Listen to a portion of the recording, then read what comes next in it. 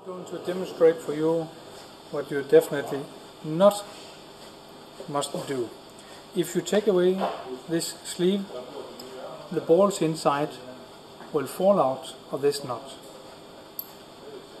If you look here now, you see I now have a lot of balls in my hand. I'm now going to show you how to assemble a nut on a ball screw. First you have to fix the screw shaft.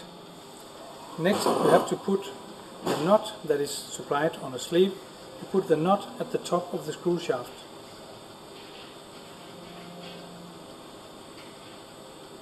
This nut is with flange, and you have to rotate the nut down to the screw shaft.